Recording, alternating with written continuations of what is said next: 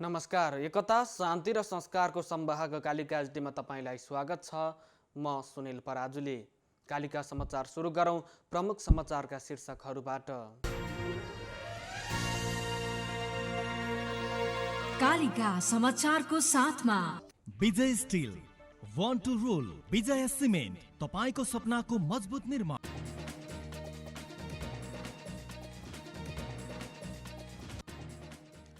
संविधान विरोधी विरुद्ध एकजुट हुन संसदमा प्रतिनिधित्व गर्ने दलहरूसँग प्रधानमन्त्रीको आग्रह।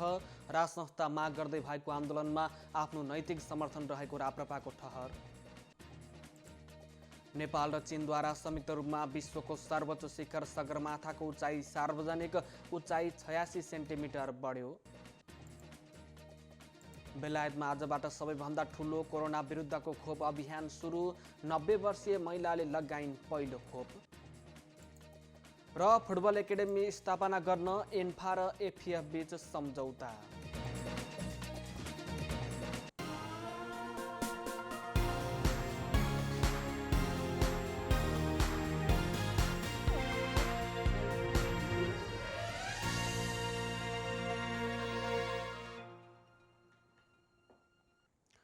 कालिका समाचार सुरु गरौं राष्ट्रिय समाचारबाट। प्रधानमन्त्री केपी शर्मा ओलीले संविधान विरोधी र हिंसात्मक गतिविधि गर्ने विरुद्ध एकजुट हुन संसदमा प्रतिनिधित्व गर्ने दलहरूसँग आग्रह गर्नुभएको छ। मंगलबार बसेको सर्वदलीय बैठकमा उहाँले राजतन्त्रको पक्षमा भएका आन्दोलनबारे गम्भीर बन्दै जनआन्दोलनबाट प्राप्त उपलब्धिहरूको रक्षा गर्न एकजुट हुन आग्रह गर्नुभएको हो। सर्वदलीय बैठकमा राजतन्त्रको पक्षमा देशका विभिन्न ठाउँमा भएका प्रदर्शन तथा कोरोना संक्रमण नियन्त्रणबारे छलफल भएको थियो। बैठकको सुरुमै प्रधानमन्त्री ओलीले संविधान र गणतन्त्र विरोधी गतिविधि विरुद्ध सबै एक हुनुपर्ने समय आएको बताउनु भएको हो। दलहरूभित्रको किचलोलाई कारण देखाएर परिवर्तन विरोधीहरू सलबलाउन थालेको भन्दै उहाँले यसको विरुद्ध एक हुनुपर्नेमा जोड दिनुभएको हो। प्रधानमन्त्री ओलीको आह्वानमा मंगलबार प्रधानमन्त्री निवास बालुवाटारमा झण्डै 3 घण्टा छलफल चलेको थियो। प्रमुख प्रतिपक्षी दल नेपाली कांग्रेसले बैठकमा कोरोनाको रोकथाम र नियन्त्रणमा सरकार गम्भीर बन्नुपर्ने, सरकारका गतिविधि र बढ्दो भ्रष्टाचारका कारण नागरिकमा निराशा छाएको, राजतन्त्रको पक्षमा सडकमा प्रदर्शन बढेको लगायतका विषयमा सरकारलाई ध्यानाकर्षण गराएको छ। यसैबीच राष्ट्रिय प्रजातन्त्र पार्टी राप्रपाले राजसंस्था माग गर्दै भएको आन्दोलनमा आफ्नो नैतिक समर्थन रहेको जनाएको छ। यही संविधानभित्रमा हिन्दू राज्यको स्थापना र राज्यलाई पनि लोकतान्त्रिक संसदको मातहत राखेर अगाडि बढ्न सक्ने सुझाव दिएको हो। प्रधानमन्त्री केपी शर्मा ओलीले आह्वान गरेको सर्वदलीय बैठकमा राजतन्त्रको पक्षमा भइरहेको आन्दोलनबारे छलफल भएको थियो। बैठकमा राप्रपाका नेताहरूले संविधान बनाउँदा चौथो पात्र आफूहरू नै भएको र संविधानप्रति समर्थन रहेको बताएका थिए। बैठकपछि राप्रपाका नेता दीपक बोहराले भन्नुभएको छ, हामीले राजासहितको लोकतन्त्र र हिन्दू राष्ट्र कायम गर्ने विषयमा सर्वदलीय बैठकबाट छलफल र निर्णय गरौँ भनेर प्रस्ताव राखेका छौँ, तर कतैबाट जवाफ आएन।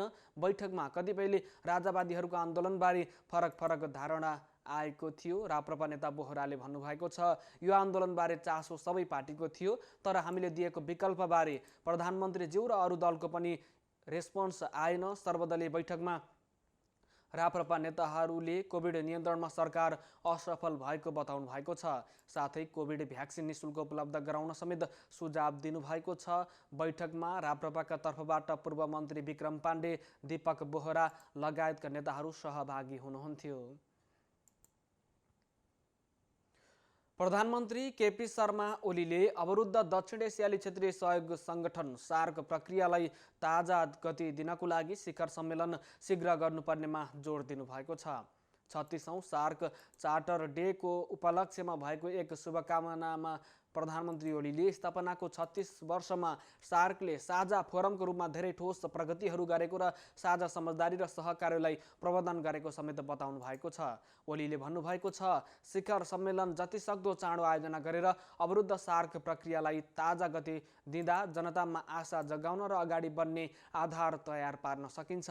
उहाँले अब अगाडि बढ्नको लागि राजनैतिक इच्छाशक्ति र प्रतिबद्धता ठोस कार्यको आवश्यकता रहेकोमा समेत जोड दिनुभएको छ।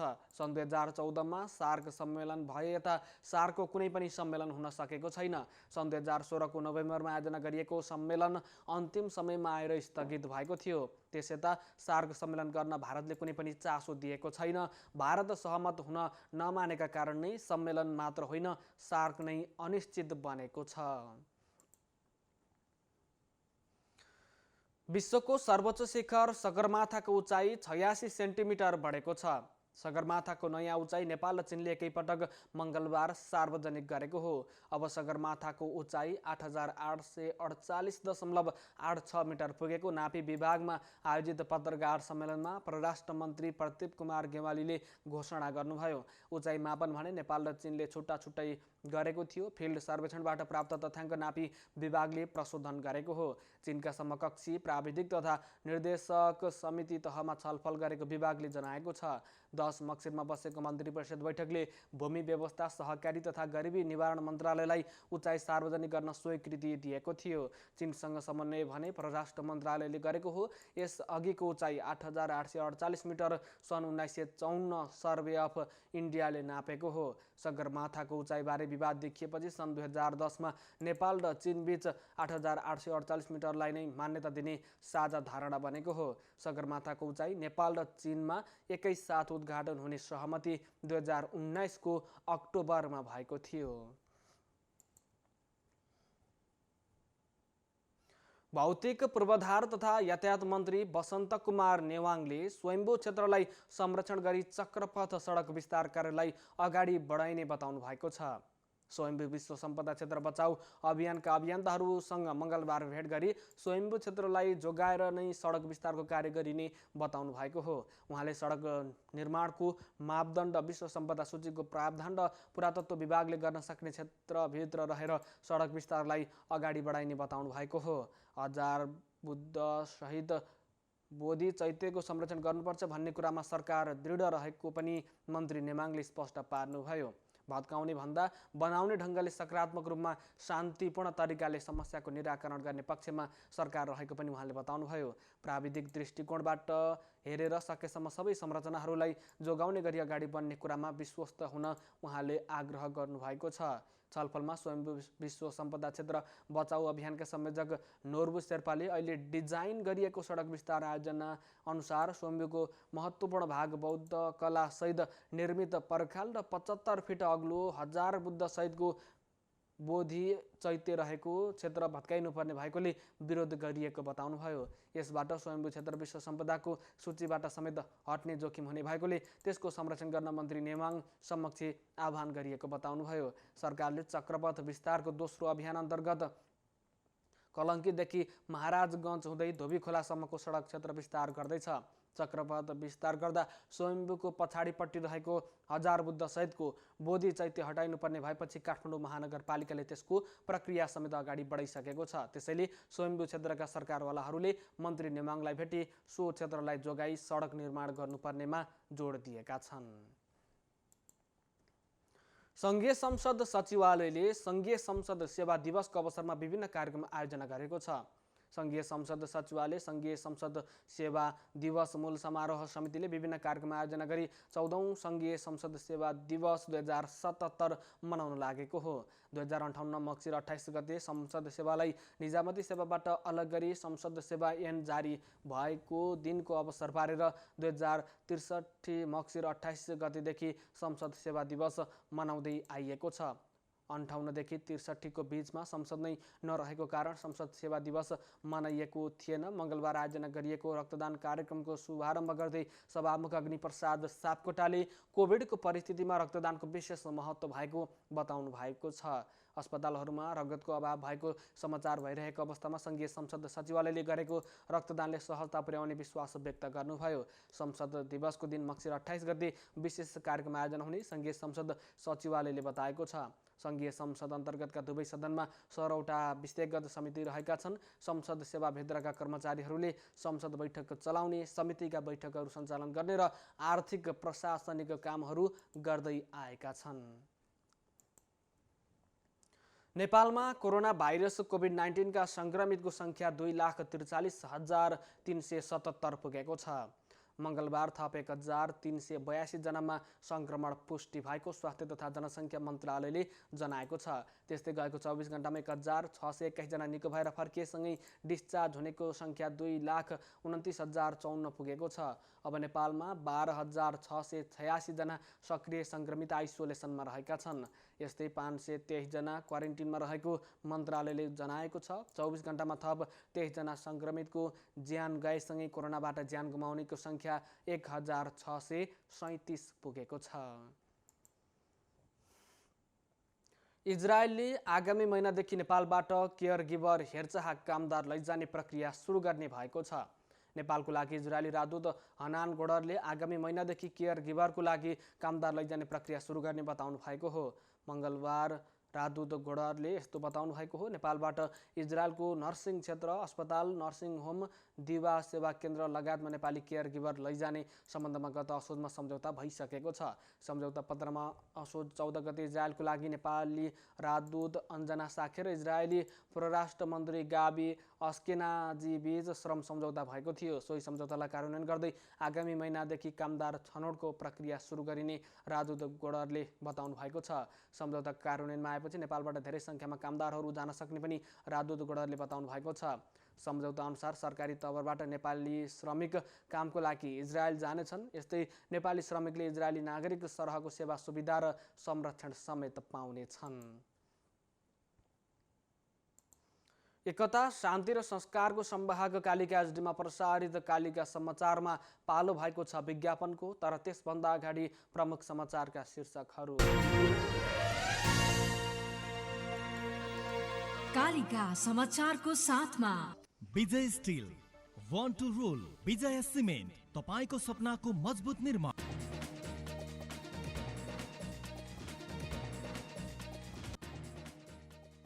संविधान विरोधी विरुद्ध एकजुट हुन संसदमा प्रतिनिधित्व गर्ने दलहरूसँग प्रधानमन्त्रीको आग्रह। राज संस्था माग गर्दै भएको आन्दोलनमा आफ्नो नैतिक समर्थन रहेको राप्रपाको ठहर। नेपाल र चीनद्वारा संयुक्त रूपमा विश्वको सर्वोच्च शिखर सगरमाथाको उचाइ सार्वजनिक उचाइ 86 सेन्टिमिटर बढ्यो। बेलायतमा आजबाट सबैभन्दा ठूलो कोरोना विरुद्धको खोप अभियान सुरु। 90 वर्षीय महिलाले लगाइन् पहिलो खोप। र फुटबल एकाडेमी स्थापना गर्न एन्फा र एफिएफ बीच सम्झौता।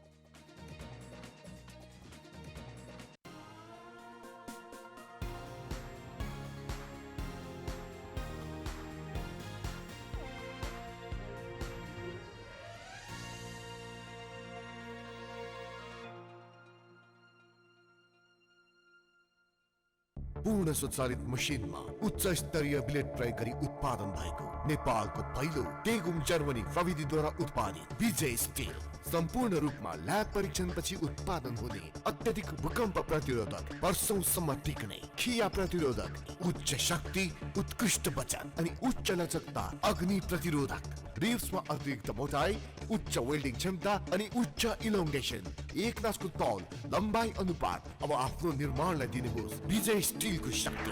विजय steel FE 500, FE 500D। Vijay steel, born to rule.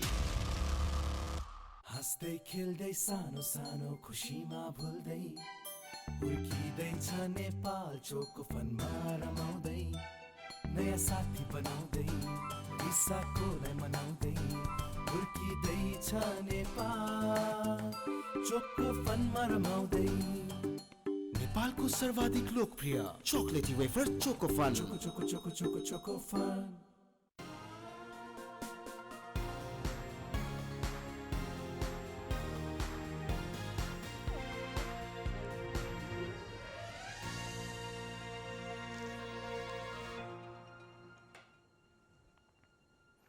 विज्ञापनपछि Kalika समाचारमा पुनः स्वागत छ। अब स्थानीय समाचार। वन्यजन्तुको लागि चितवन राष्ट्रिय निकुञ्जले नयाँ घाँसे मैदान र पोखरी निर्माण गर्ने भएको छ। निकुञ्जका प्रमुख संरक्षण अधिकृत अडनाथ बरालका अनुसार 3.5 करोडको लागतमा नयाँ घाँसे मैदान र थप 1 करोडमा भएका घाँसे मैदानको व्यवस्थापन गरिनेछ। जङ्गलभित्र घाँसे मैदानको अभाव भएपछि वन्यजन्तुहरू बस्ती क्षेत्रमा प्रवेश गर्ने र मानवीय क्षतिसहित कृषकको बालीनाली नोक्सान गर्ने गुनासो बढेपछि बजेट नै विनियोजन गरी काम सुरु गरिएको बरालले बताउनु भएको छ। उहाँका अनुसार 3.5 करोडको लागतमा 700 हेक्टरमा नयाँ घाँसे मैदान निर्माण गर्ने बजेट भए पनि सोही बजेटमा क्षेत्रफल बढाएर 900 हेक्टर गराई टेन्डर आह्वान गरिएको उहाँको भनाइ छ। निकुञ्जका सूचना अधिकारी लोकेन्द्र अधिकारीले सन् 2000 का समय भएका घाँसे मैदान तर अहिले सिमल जामुन क्यामुनले हुर्किन नपाएका खर पलाउने गरी व्यवस्थापन गरिने भएको हो। निकुञ्जले घाँसे मैदान सहित पोखरी पनि बनाउने भएको छ। पानी पिउन र हालको लागि चालु आर्थिक वर्षमै प्रति पोखरी 2 लाखका दरले 16वटा पोखरी निर्माण हुने भएको छ भने 35वटा पोखरी मर्मतको लागि 1 लाखको दरले बजेट परेको र काम सुरु भइसकेको निकुञ्जले जनाएको छ। आज पत्रकार सम्मेलन गरी निकुञ्जले वन्यजन्तुमा गैंडा जोगाउन चुनौती रहेको समेत जनाएको छ। चालु आर्थिक वर्षमा 17वटा गैंडा मरेको र 4वटा तस्करहरूले मारेको भए पनि अहिलेसम्म कोही नसमतिएको निकुञ्जले जनाएको छ। सीमित जनशक्ति र बजेट समेत कम भएकोले अहिले थप चुनौती थपिएको हो। चालु आर्थिक वर्षमा पुरानै तस्कर मुद्दाको व्यक्ति पक्राउ गर्न सकिए पनि नयाँ तस्कर पक्राउ गर्नको लागि काम भए पनि सफलता हात नपरेको निकुञ्जको भनाइ थियो। बेसिक हेल्प नेपाल चितौनले राप्ती नगरपालिका र इच्छाकामना गाउँपालिकाका विभिन्न चेपाङ समुदायलाई सिरक वितरण गरेको छ। व्यवसायी पासाङ लामाको आर्थिक सहयोगमा इच्छाकामना 7 भालमारा र राप्ती 10 स्वामीटारका 200 घर परिवारलाई सिरक वितरण गरिएको हो। बेसिक हेल्प नेपालले 2 चरणमा सिरक वितरण गरेको थियो। सोमबार इच्छाकामना गाउँपालिका 7 भालमारामा 100 र मङ्गलबार राप्ती 10 स्वामीटारमा 100वटा सिरक वितरण गरिएको बेसिक हेल्प नेपालका अध्यक्ष छवि चेपाङले जानकारी दिनुभएको छ। 4 लाख रुपियाँ बराबरको सिरक वितरण गरिएको उहाँले बताउनुभयो। कार्यक्रममा इच्छाकामनाका गाउँ कार्यपालिका सदस्य पालमान चेपाङ, नेपाली काङ्ग्रेस इच्छाकामनाका मानबहादुर मगर लगायतले मन्तव्य राख्नु भएको थियो। कालिका समाचारमा अब अर्थ समाचार।